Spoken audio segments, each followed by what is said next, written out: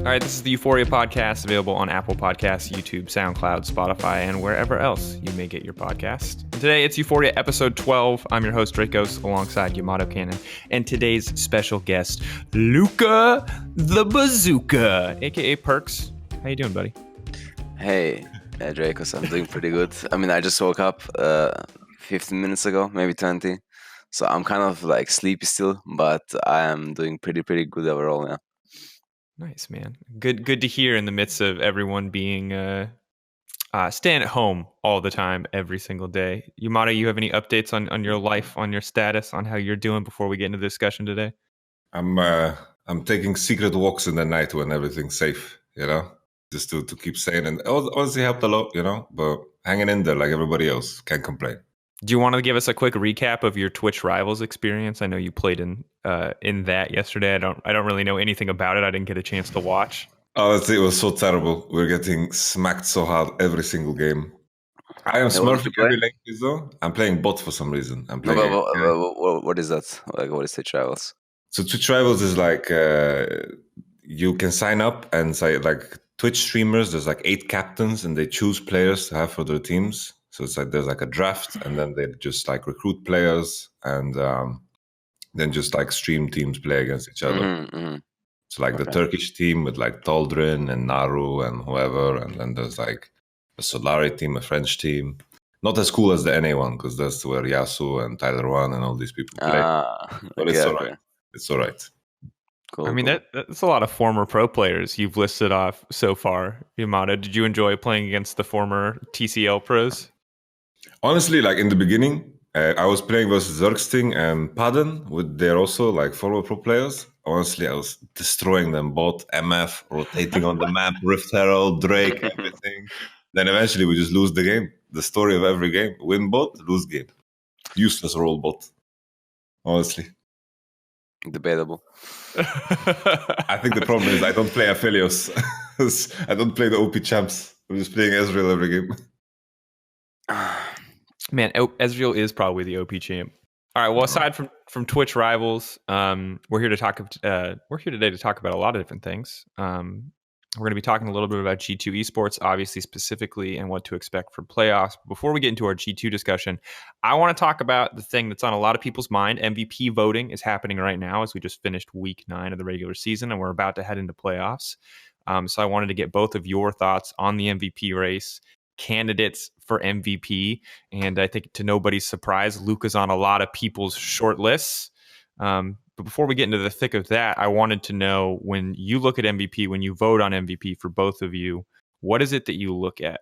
Because there's usually 2 different criteria. Usually people are either like the best objective player in the league, or the player who is most valuable to a team, and without this player, like the team collapses or is significantly worse. So I was curious how you guys felt about that. I was kind of judged basically just by watching all the games and seeing how much impact does someone actually have for a team. Of course, the team has to be like a top team. It can't be like a rank 6 team, and then you can give an MVP somewhere there who is the best performer there. That's not how I would do it, in my opinion. For example, I could say I can say that I think Bwipo, Reckless, and Selfmade are all on like my list of MVPs. Because I think they were all like playing, like for example, Reckless is playing really well. I think like every single game almost.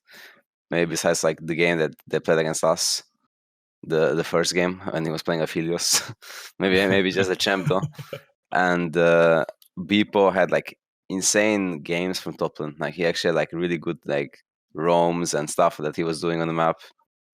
And Selfmade had like really good early games, right? So them 3 and Alfari would be like my votes, basically just because of how good they all played consistently. But the only thing is, like for Bwipo, he carried some games really hard, but then he also had some games where he was like really inting. So then you have to like, I guess, I don't know, take the middle ground, and it's hard to do a vote like that. I think it's hard to be completely fair and objective, because every opinion is subjective in a way, and you have to really try to like see how they, like, what did they actually do in the games, and I just like, I don't know, compare stats or whatever. So it's not an easy vote, for sure. I have to agree with the notion of like the top teams belonging, like the players from top teams belonging there. Like usually what I look at, if anything, is like how do these players perform against like the top end? So for example, how did G2 play against Origin, or how did G2 play against Fnatic, and vice versa? And then the consistency in general over the season.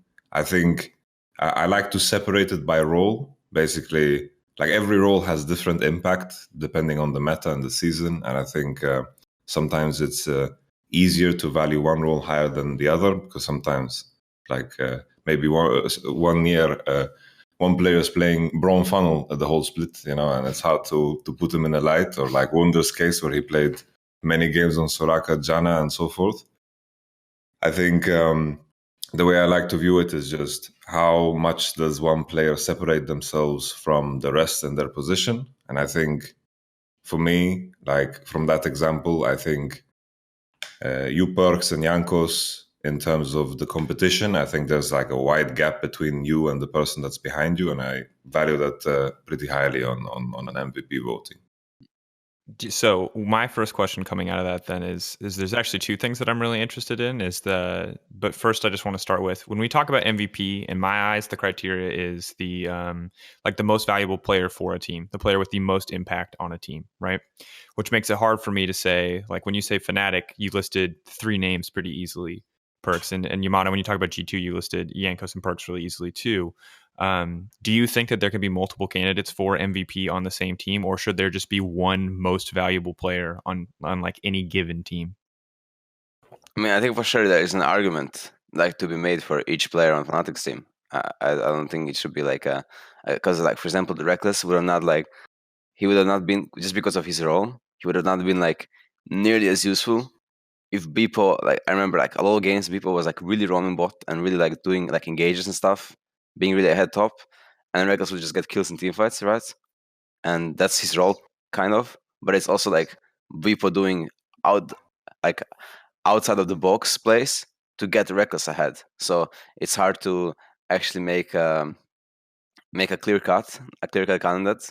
You could also, I guess, make the same argument for both me and Jankos. Like, let's say, I should not be on the wall. I mean, like, I should not be on the wall because I have Jankos as a jungler who is like doing really good every game, right? And then you can also make a vote for against Jankos, where just like, oh, why would he be the MVP when he has mid prior every game? I'm not saying that he does have mid prior every game, but if you look at the games, like he could have mid prior most of the games. So yeah, it's hard. It's not like an easiest way to discuss. Yeah. So rather than talk about kind of, I guess, MVP for the league to start to like go deeper into this, what if we just pick MVPs for teams? Because I think this is where it gets really hard, right? Is because you list 3 members of Fnatic, but someone on Fnatic has to be like the best possible MVP candidate, right? At the end of the day, someone has to be like the true most valuable player from Fnatic. Because I think that if everyone's a valuable player, like no one's that valuable, right? Like obviously everyone is good; they're all fantastic players. That's a point, yeah. But like no one can be the most, like if everyone's doing 20% damage, then no one is like doing a great amount, right? But it's still hard. Like I would still have to choose between Selfmade and Reckless. Like I think there is like 80 carries, and who could do like job that Reckless does. Maybe we don't actually know for sure, right? But it could be easier than like Selfmade's. Selfmade was pretty solid this split, like all around. So I mean, it's still hard. Like I actually don't have I don't think I have enough info on this topic, just because I don't think I've watched every single game of the splits from each given team. Besides the games that we played ourselves, right? I always rewatch those and see what like I did wrong, or what we did wrong, or what we did good for that effect. But for Fnatic, I can't say for sure either. So maybe Yamato has like a more detailed approach to that.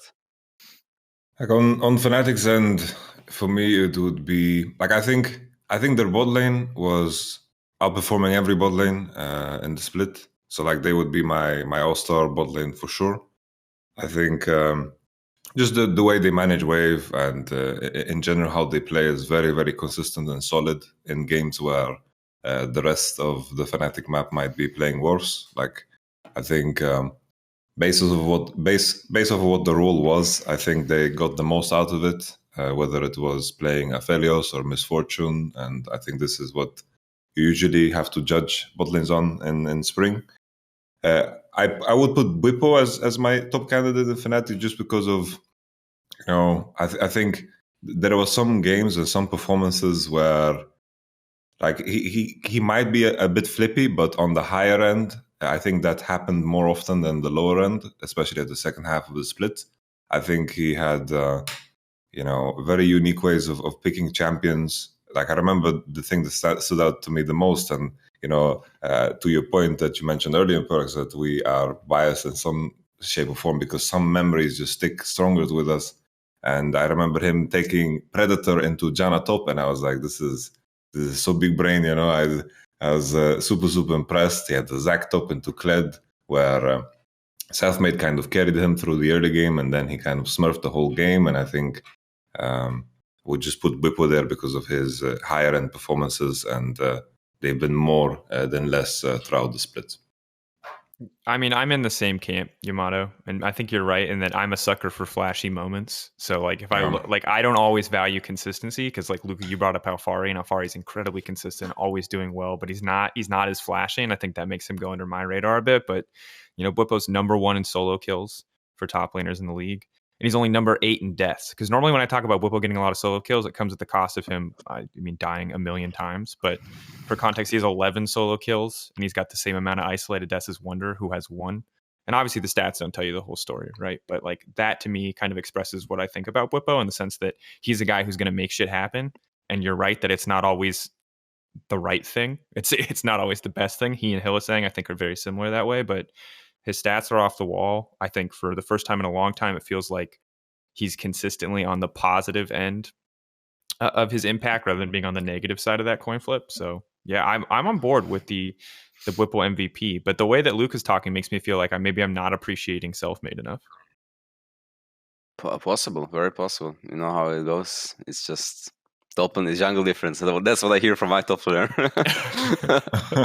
So, I mean, I don't know for sure. Like, I really don't have enough information, but for sure, like those 2 players on Fnatic, I've like just stuck out the most in my head. So, yeah. Do you think MVP can be anyone that isn't from G2 or Fnatic? Like you mentioned Alphari, but like, does that feel real to you? Because there's 6 teams are in our playoffs, right? And I think that like you could make an argument. I don't think so. No, actually, if you think about it, no. I mean, it's like top 1 and top 2 should probably get MVP. Like probably someone from the team like should get MVP, unless like everyone is somehow running it so hard and they're still winning every game, which could be like the case for like let's say G2 and Fnatic, but that was not the case. So yeah, I think it's probably if we go down, the more down we go, the less chance someone has. So then the player that comes to my mind is a guy like Febiven, and my read on Febiven may be wrong, so feel free to correct me here. But Febiven, I felt like when he was on assassin picks like the Kiana, like the LeBlanc early in the season, he was like hard smurfing every game and just like actually smashing. And so to me, he felt like the clear like most valuable player for Misfits, and I put him in my candidacy just because I'm a firm believer that like your first, you can only have 1 MVP candidate per team. So I picked my G2 MVP, I picked my Fnatic MVP, and after that I was like, no strong feelings. Mad, no strong feelings. And I was like, well, Misfits, I feel like Febiven is far and away, like when he's playing well, the best player on that team. He's the reason why a lot of these like win streaks come out. Is that right? Do you think that's fair? Has Febiven had as an impressive of a season as I think he has? I think that's somewhat fair. I think that he's probably the best player on Misfits, and I think Razork is pretty good too, or like they usually play well together. But I mean, I will have to agree with you to a somewhat extent, because I think he had a really, really good season.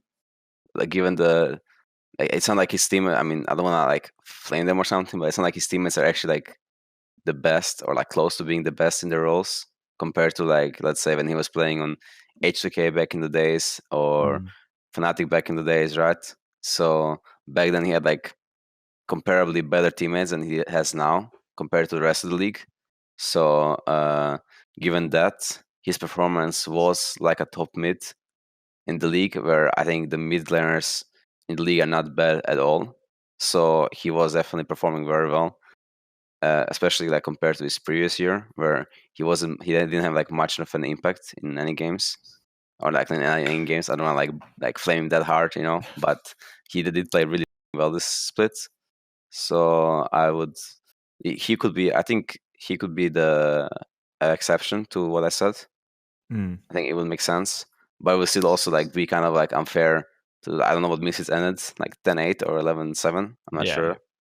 It would still be kind of unfair to the let's say Jankos or me for that fact, or I don't know, someone else from Fnatic who could get it, because the score was like much higher. And in that fact, if you check the wins, those players would probably be having like higher consistency of higher impact. I don't know if that makes sense, like what I'm saying, but I mean, I don't know. It's like it's really hard thing. Like, I don't know how do you want to judge. Like, I don't know how to really judge this, right? It's really like, let's say if Misfits was like 13-5 and they finished somehow 3, and then Febiven was like reason why they were winning all those games, then you could have like then you could actually be like, oh shit, yeah, the guy should get the MVP for sure. Like he just single-handedly carried Misfits. But it's not like league is like that anymore. It's really like about who actually does the most for the team, and people who like. That's why I value Bwipo's performances, because even though he doesn't actually always like pop up super hard, he does play really well for his team. I noticed that as a player, right? Because I play against him and I see him play. So he pressures very well, and that's why. I mean, I'm not like a Bwipo fanboy, but we did have like this week where we were playing set a lot, both of us. So I think Bwipo performance was pretty good this play. Yeah. Yamato, I'm curious. There's two things I want to hit, and one is just, is there anyone that stands out to you, Yamato, as a candidate for MVP that is not on G2 Fnatic, that is not Febiven? Is there another name that you think needs to be on this list before we hit our last topic on MVP? Honestly, I don't think so. Like I'm looking down the teams. I think like if I had to choose, I think choosing someone for Rogue would be the hardest. I think it's like really, really difficult, because I think they are just like their performance is really reliant on each other. I think Rogue is like the epitome of that. I think maybe like if anyone, maybe Finn, he had like some good Aatrox moments. So Rogue would be difficult. Febiven, I agree with. Alphari, Bwipo for sure. I think Mad Lions, if anyone, it would be Kaiser. But then again, it's like it's not enough to be in consideration. I think it's really, really far-fetched to take anyone outside of Fnatic G2, in my opinion. But I do agree with the choices. If we had to, gun to my head, choose one from each team. Yeah, Mad Lion, I think honestly every single one of those teams is difficult. And I think Origin is only easy for me because Alphari is so consistently dominant in lane. Otherwise, I'd actually have no idea. Because that team is very similar to Rogue in the sense that I think that like they either live or die together. Everything that they do is kind of, these like coordinated set plays. And that's not fair to them. It's not everything that they do, but a lot of their success looks like that. So it's not the flashiness that I maybe love and prefer to see. But the final question, and this is kind of the one that I think is going to be difficult, because the question is, who is our actual league MVP? And Luca, I want you to jump in wherever it feels appropriate, but I also don't want to put you on the spot, because to me, my number 1 and number 2 candidates are both from G2 esports, and it's you and it's Jankos. And I think I would guess that 75% of people are in this boat. And Yamato, I wanted to get your take on like who comes out on top, because I actually think it's very, very, very hard to make this call. I think like on my end, I chose Jankos as my number 1 and Perkz as number 2. Okay, man. Oh, sorry. Okay, I will take it. I will choose you as a number 2 caster. Okay. In my first split, it's not too bad. Okay. I think the biggest reason, it's always the context, because like if I went into playoffs, what team would I want to have? I would want to have G2, even though I think Hylissang performance across the split was better than Mickey. But then again, Mickey against Hylissang, when you guys played against him, I think Mickey played better than Hylissang in the context of you guys against Fnatic. Then I think also, like in the context of you specifically, I remember like one Silas game against Mad Lions, that was a rough one. You've been playing super much Akali. I think this is super positive because no one else is playing it. And I think you guys are shaping yourself to prepare yourself to cover as much as possible coming into playoffs, right? You guys are not looking to stomp every game as much as possible. And I think Jankos has always been like picking the champion that kind of ties everything together, and his performance needs to be like consistent to support that. And I think he always kind of delivered. And I value that super highly, especially in the games against Origin and Fnatic. I think always Jankos' performance is like better than the opposition in terms of jungle. So that's why I value him so highly. But it's close. It's definitely close. I think it's really difficult because I think a lot of the decision for me, because like I looked at all the stats for everyone that I thought was eligible, and like they're all insane, right? It's easy. Like G2 are the most winning team in the league. Jankos is number 1 in kills plus assists at 15 minutes for jungle. Luca's number 1 in mid. Luca's number 1 in DPM for every champ that I give a shit about, which is Ryze, LeBlanc, and Zoe champions, where you can actually deal damage and there's actually some skill expression there. Well, you can argue about Zoe, but I think it's there. You know. And it's just like, it looks like both of you are getting better over the course of the split. I think my issue is it's, in my eyes, and tell me if I'm wrong here, Luca, because this is one of the biggest kind of arguments that I had in my head. And like you said, it's all subjective. But to me, the gap between Jankos and every other jungler is bigger than the gap between you and every other mid laner. Do you think that's fair to say? I don't think so. No. I think it's about the same. I mean, I think like I could make a case for both. I mean, for sure, Jankos is like the best jungler in Europe. Yeah, and this sucks. I kind of wish you guys were on different teams, so it wouldn't be so hard to argue. I don't want you to feel like you're throwing Jankos under the bus. It's no. I mean, I'm not throwing you under the bus. Like, we are really good friends, and we worked together for 3 years, almost 3 years now. And I said even before, when people were like, I remember like in 38, people were saying that Broxah was better than Jankos. I was always like trying to put the narrative away, you know, like the casters and whatnot, you know, they were always like trying to make a case for Broxah being the best jungler in the league. It was always a bit sad for me to see the Jankos throw under the bus, and I'm really happy that he's getting all the praise he's the last year and this year. But it's also like I'm a competitor with him right now, you know, in the MVP vote. Well, I already kind of like mentally wrote off getting MVP ever. I think it's just like not my thing. I think there's always someone who is just better than me, just slightly better than me. So that's okay, you know. I can accept that. I can accept the defeat.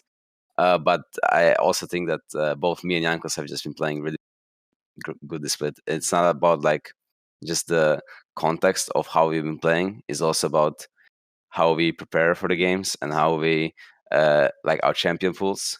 Both of us have been playing many different champions, and we gain advantages in draft either by picking a strong duo early, like mid-jungle duo, or we go 4-5 and we still get a strong champ.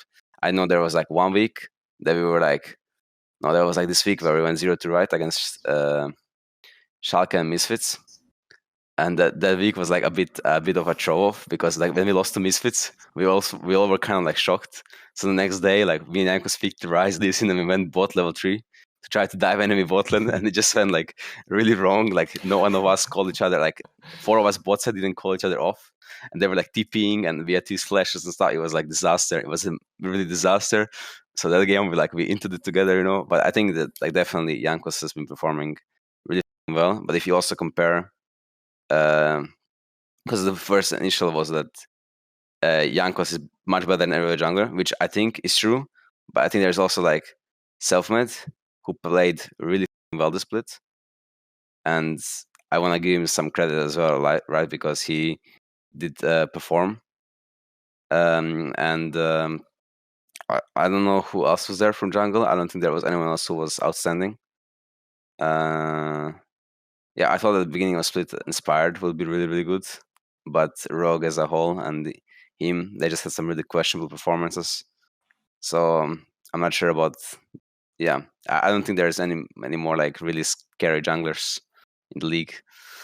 So yeah, that's basically it. That's my take. I'm curious who's up there with God, all I say is I'm curious. It's my crutch word. Who's up there with you in mid lane? Because you said it's like Jankos, but like Selfmade deserves that recognition. Who else deserves that recognition from you, do you think, in mid lane? Because I think most people just immediately jump to Nemesis for one reason or another. But like, is there another mid laner that you look at or take seriously in the same way that like Jankos might want to look at Selfmade? I don't actually. It's like the only thing is like mid lane.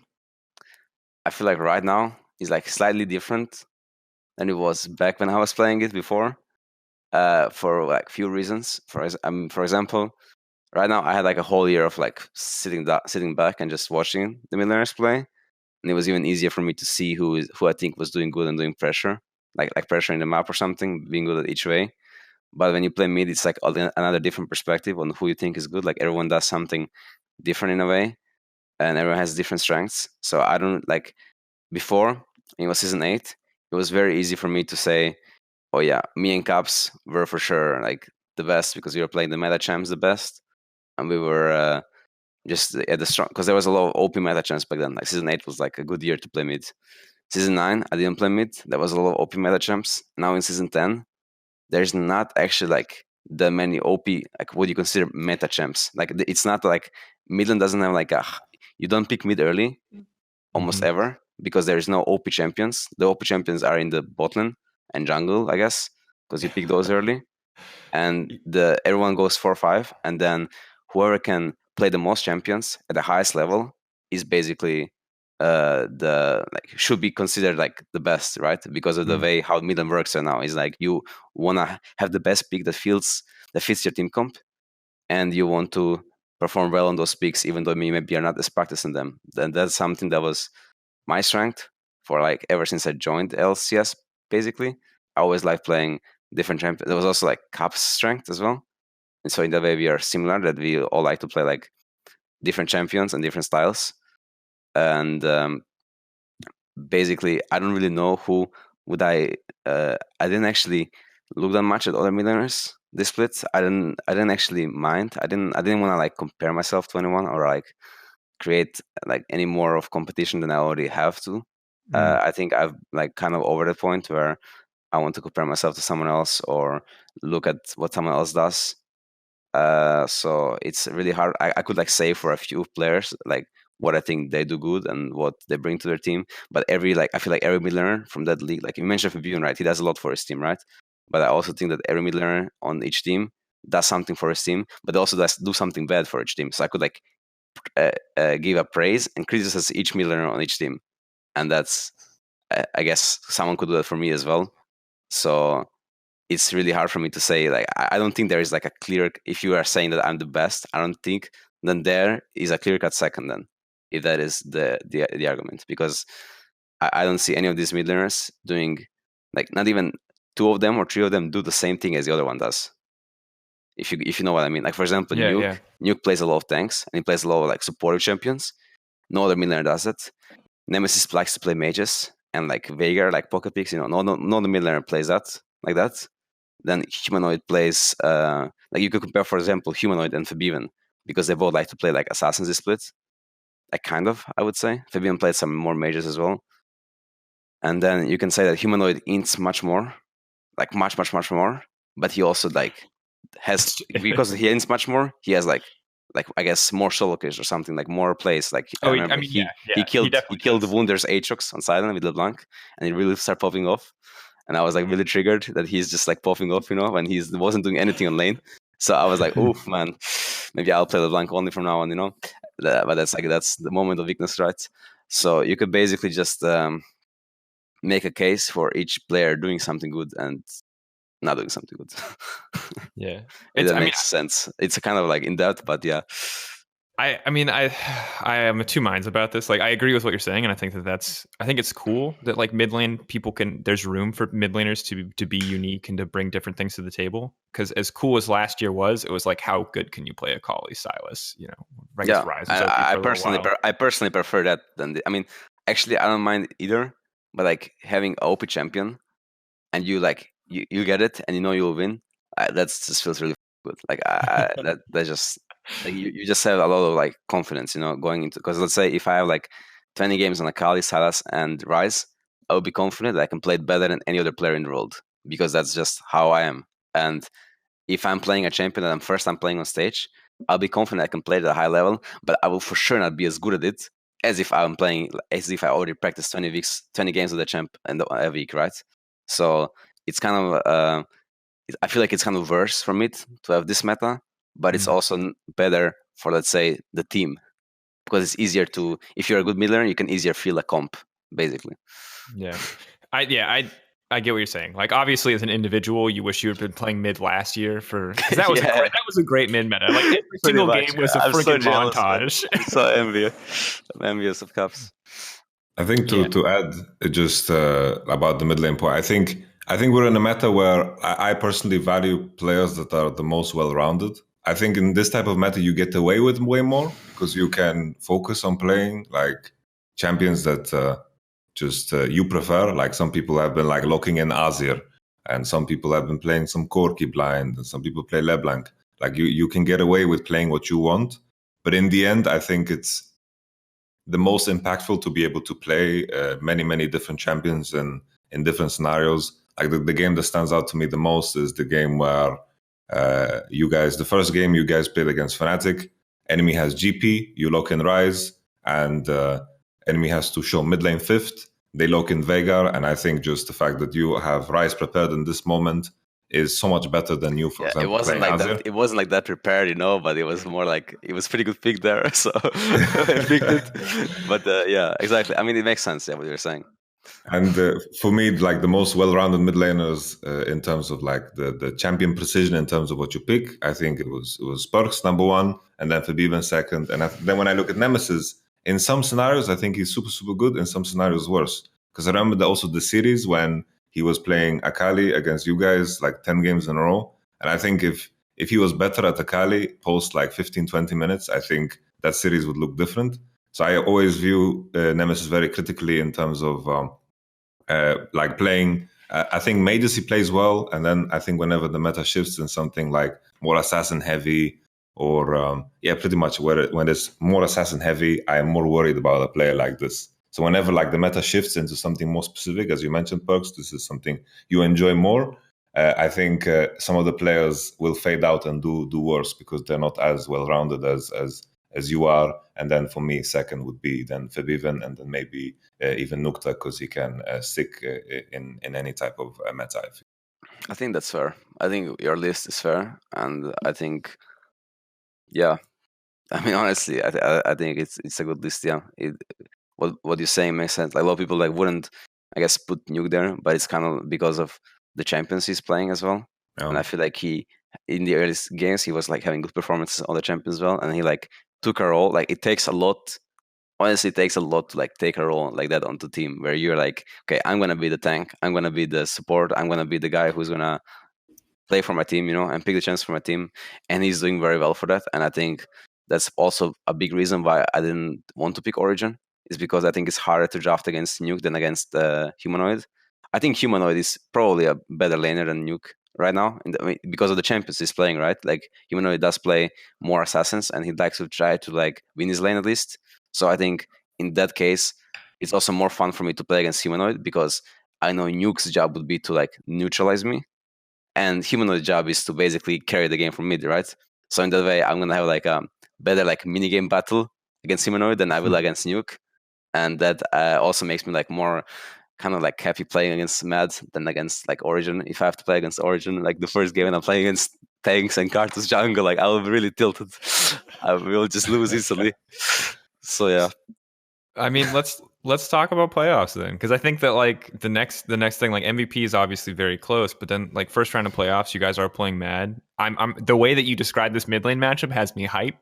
I'm excited to see this one. I think Yamato's casting this one, so if it's an absolute banger, God bless. But talk to me about the matchup versus Mad past this mid lane. Like, how do you guys feel about going up against this team? Do you feel threatened at all? I think last time I talked to you guys forever ago, the opinion on Mad Lions was basically like sometimes they show up and they play brilliant, and sometimes they show up on stage and they just run it down, and that kind of like made you uncertain. But that was much earlier in the split. For sure, there is something about Mad Lions just because we lost against them. So there is something that Fnatic also lost against them. So there's like something about this Mad Lions that it gets you like thinking about them.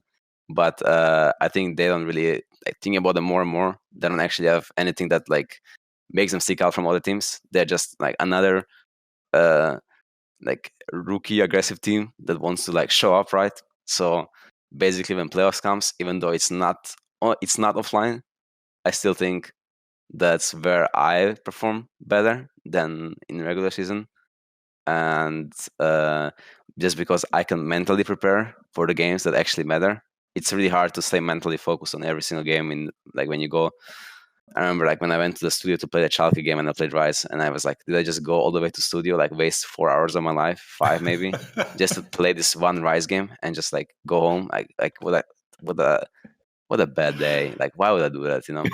And so playing playoffs is just more hype because you get to play more games, you get to do more plays, you get to show off a bit more. That's basically what league is about.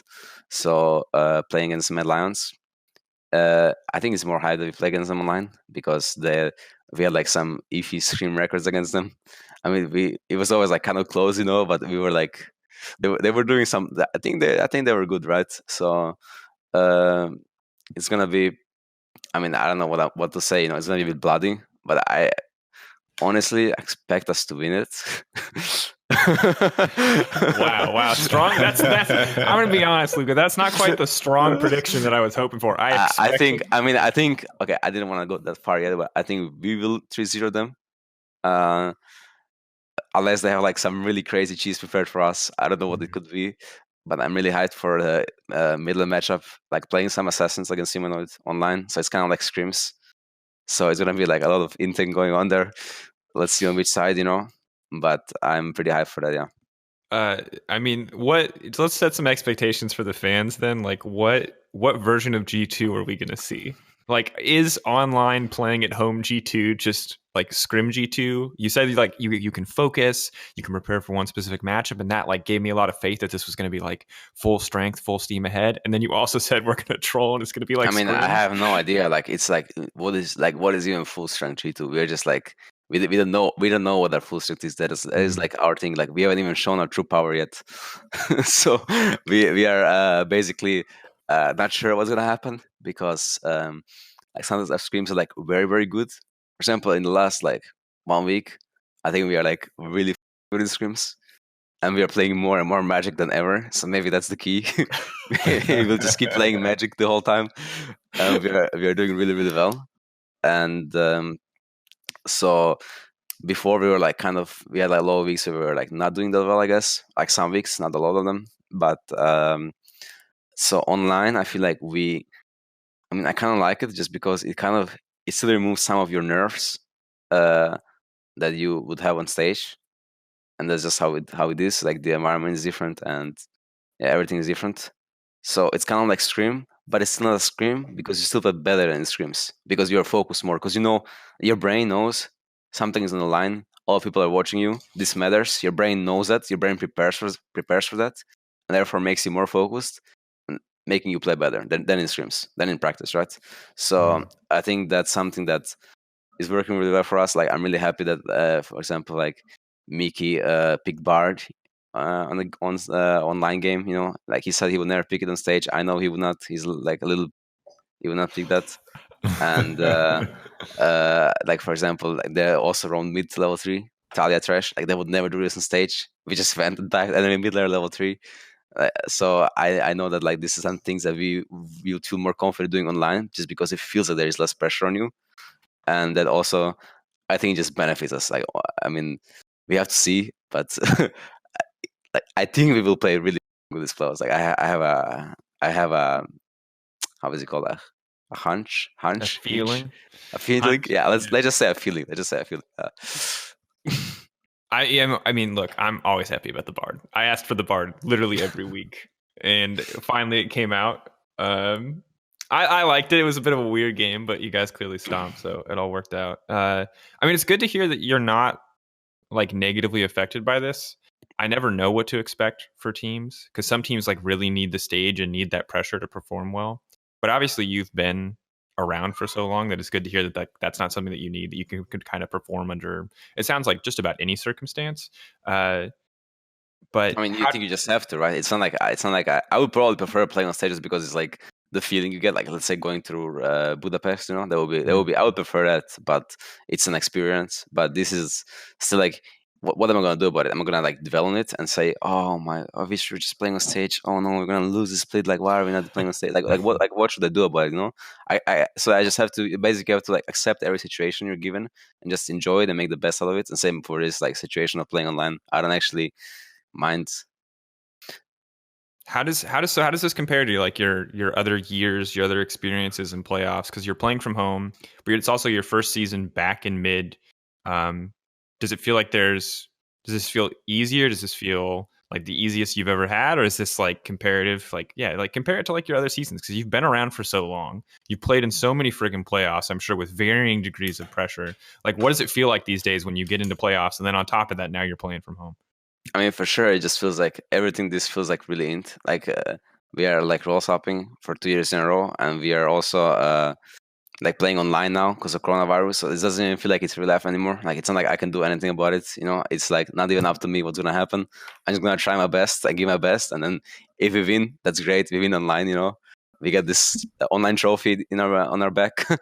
And if we don't, then we just lose, and then we just have some more freedom to do our free stuff in the house because we can't leave the house, right? So, I mean, it's not like something I actually think about or even spend time thinking about or even try to think about. And if I do, I just don't think about it because I try to control what I think about. And I just, like, I can't do anything about it, right? About us playing online, or like what is the difference between playing online on stage. Well, it just, I don't know. I don't actually think about it. I just play, like, basically.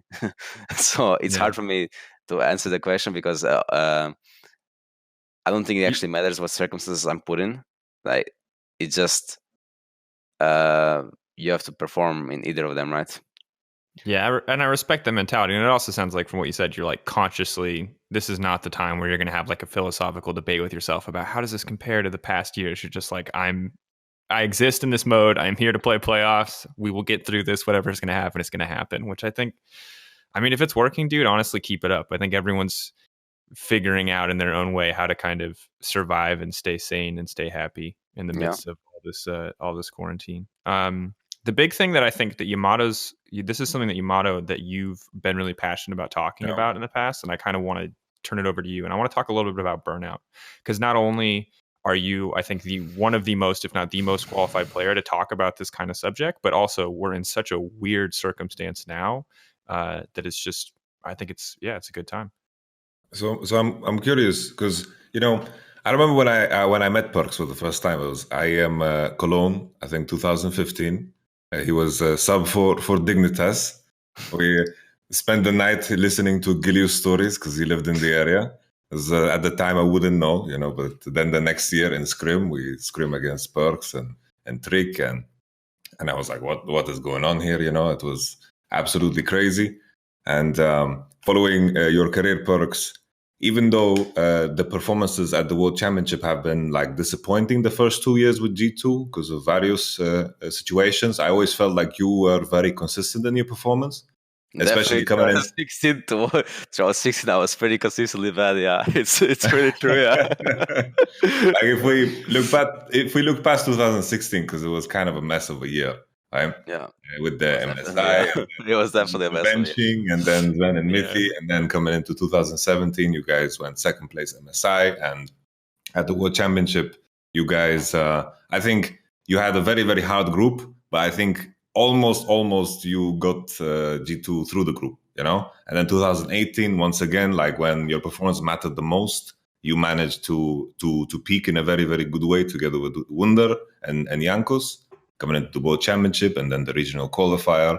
I've noticed this trend of you always bringing it when it matters, and I think it's more to it than just saying, oh, this guy has the special fire. I'm curious as to how do you space things out, and how do you make sure that you peak at the right time? Is there something that you put your mind into, or do you know like, oh, this is the amount of time I need for it? How is the process of peaking for you? Well, I would love to explain it thoroughly, but I could not really. I think it's just how I function. I think it's probably. I mean, I'm.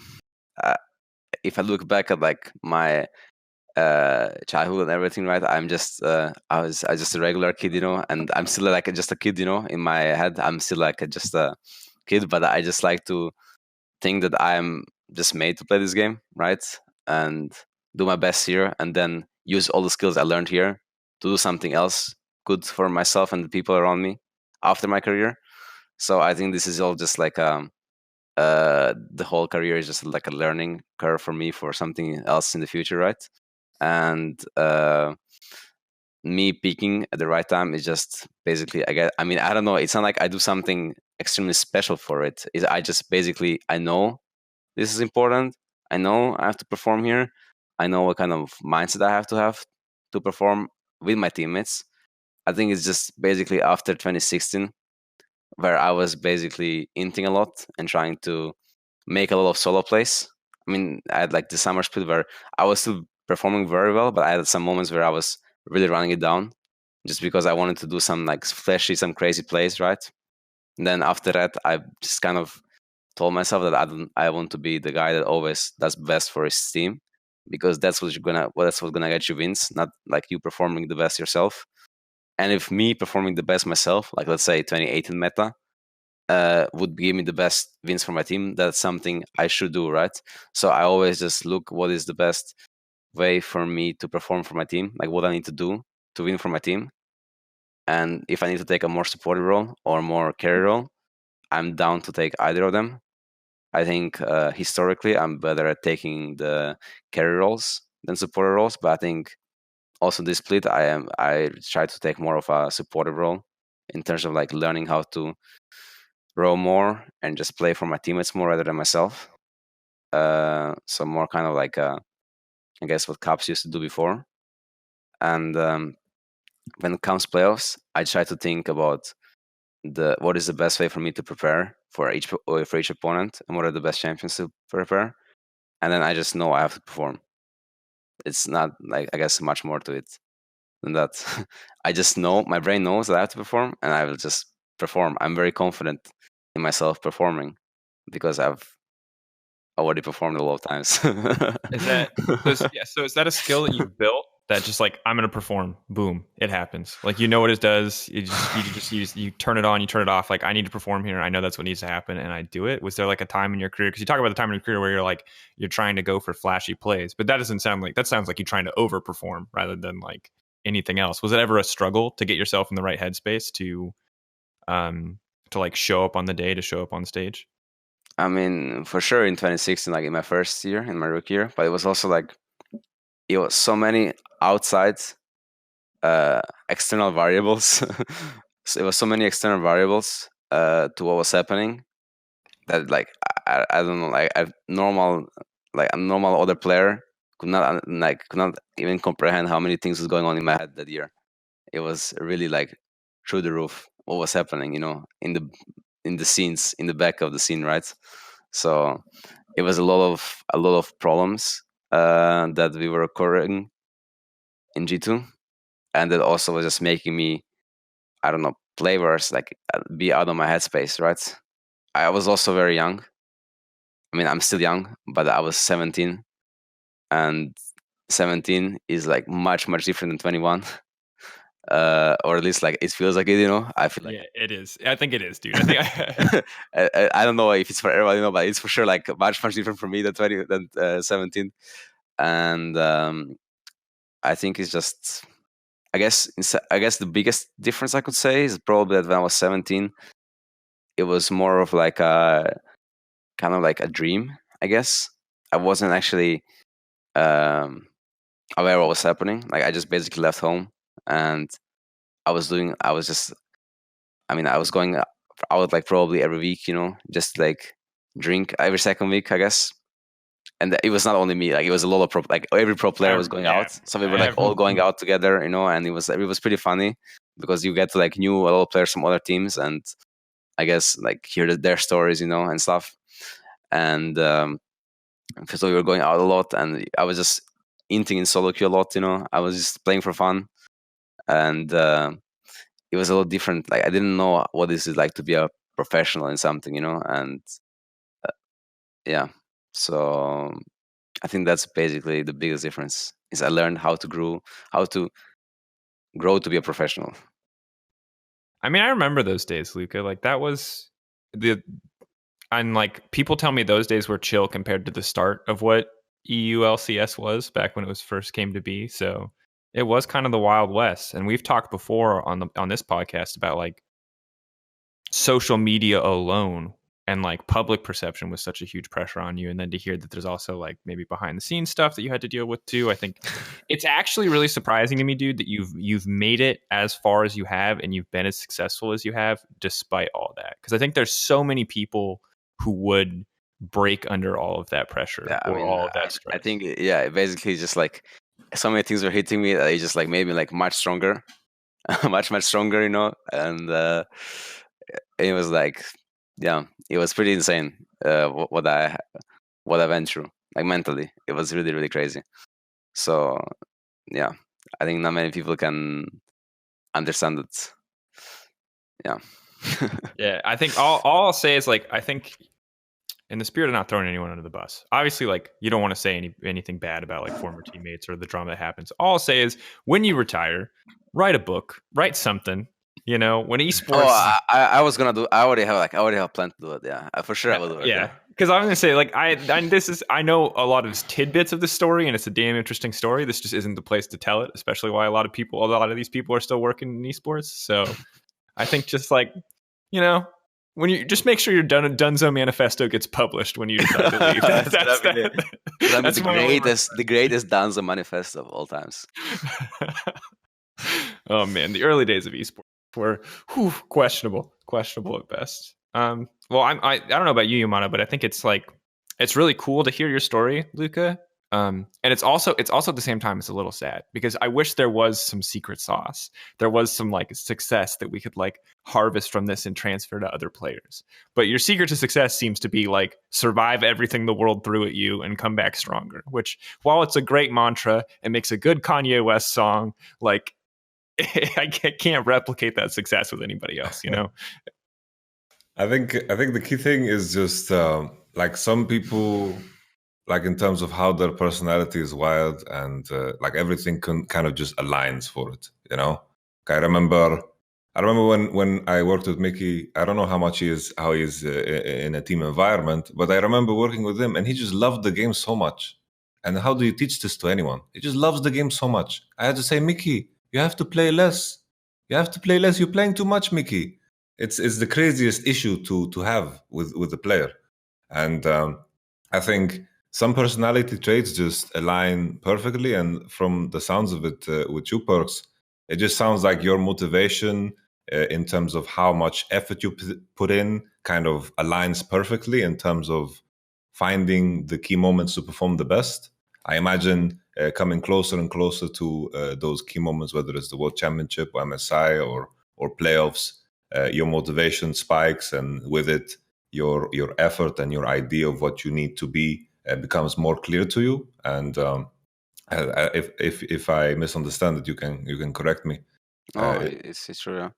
It just seems like that the personality traits were just right there, and through diversity, usually if you conquer diversity, usually you come out stronger out of it. No matter how cliche it sounds, I think you're looking for adversity. Adversity, yeah. I mean, for sure, like experiences make you better, right? And it's not like just for league, right? It's like for general in life, whatever. If you experience something extreme, like I don't know, I'm gonna say something like a trauma or something, you'll for sure be like better at handling if it happens ever again, right? And it's not like ever since 2016 year, it's not like I had like easy mental years. Every year was rough mentally. This is not an easy job. I think this is the easiest year I had. It was also because of this goes more into depth of like how I am as a person and how I think and how I'm basically raised, right? But this year I just learned how to get a better balance of how much I want to practice and how do I want to approach scrims. And in general, I just try to get not as frustrated. Like people, I used to think getting frustrated is good, you know, because it means I care and it means that I should like give my best 100% every single scrim. And I still try to do that, but I don't anymore get frustrated if I feel like my teammates don't do that. Because before, like let's say even last year, I was getting stressed a lot of times because I was playing bot lane. And I was feeling like my teammates would like not be giving their best in scrims while I was giving my best. But it was just a feeling I had. It wasn't actually true. Maybe at times it was. I'm not gonna go into details, right? But basically, I just learned how to deal with situations better mentally as well. And it's like every year was a struggle. Like this is probably like the best, like not probably, it's like for sure the best year of my career because of how good I feel mentally and how happy I am inside, right? And every other year was like a struggle at a different point and like different, a lot of different reasons. I'm not gonna go into depth into anything, but that's just my headspace, right? And everyone has to deal with their own headspace and what troubles them. So everyone has like some sort of problem to solve, and that's basically what I was doing every year. And now I'm just trying to be as helpful as I can and not trying to solve everyone else's problem, if that makes sense, right? Just enjoying a bit more, enjoying like just like being a bit more relaxed and just trying to do best I can, but not like pushing anyone to do more than they should. Yeah, this is, I mean, it's just continues to be stunning to me. Like that, like no, because you, and we also had Reckless on, and he kind of like he opened up and talked a lot about like what he had to go through to kind of grow and to like, you know, become a better person, still be a great player, and like stay sane basically in the world of esports. But the fact that both of you have done this in the world of esports, which like now it's all very professional. Now there's facilities, now there's coaches, now there's structure, and it's not perfect, but like it's coming together. The fact that you survived the early days of like coaches being random people we pulled off Twitter, you know, and like gaming houses maybe not having heating or plumbing half the time, you know, like Or stuff computers. like, or computers. Like the fact that you survived those the early days and like came through stronger for that. It's cool. That said, I sincerely hope no one ever has to go through it again. But I'm glad that we at least have a few success cases that it's like, whew, It's some true, of our man. biggest stars did That's make why I respect all the like all the veterans, you know, like all the old school guys. I respect Nuke a lot. Like honestly, like I think Nuke is like good, you know, like he's a really good player. Like he's been playing since season 3, and he's still like one of the best, in my opinion, in the league of millionaires. So he's been through a lot, you know, a lot of different things, and I think that's just the way he's wired. You know, he doesn't actually he cares, you know, but he doesn't actually like it doesn't actually bother him anything that happens, and that's why he's also like survived, I guess, in a way, you know. And it's like Febiven is a bit different because he had like a rough year in NA, and I kind of like his headspace, you know. And as soon as he can get back on track, there is another reason why he will not be as successful again, right? So I respect the older players.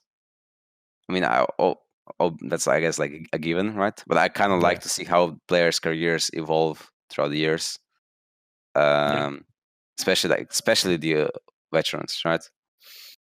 Yeah, it's always a thrill, I think, to see people stick around for a long time. I think it always and still perform. Same with like Faker, right? Like it's absolutely crazy how long this guy's been playing for. It's insane.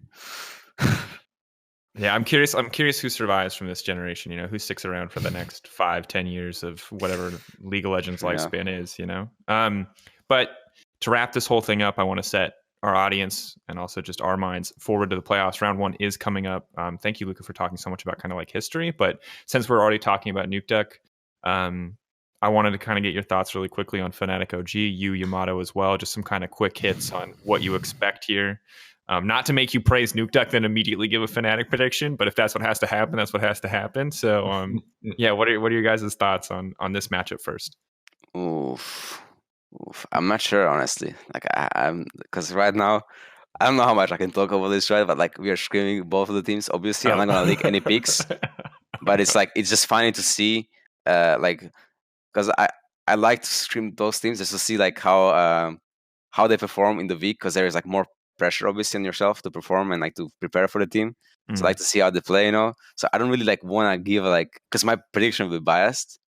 I will be. I think, actually, I would say if you don't want to give a prediction, that's totally fair. Because if you've scrimmed both teams and you know what both teams are trying to do, you probably have more insight than. But it's still like let's say if they were playing on stage, I think I would have always given it to Fnatic, just because of history and shown that the players do perform on stage. But this is the first playoffs ever that's online, so I don't actually know how this like Clown Fiesta is gonna pull out like from all the teams. I have no idea how anyone perform. It's madness. It's disaster, guys. It's chaos. Like we can't walk outside. It's quarantine. Like the zombies are coming soon, man. Like so just it's really hard to say what's gonna happen. Yeah, I will just say it's gonna be a great match. Thank you, Luca.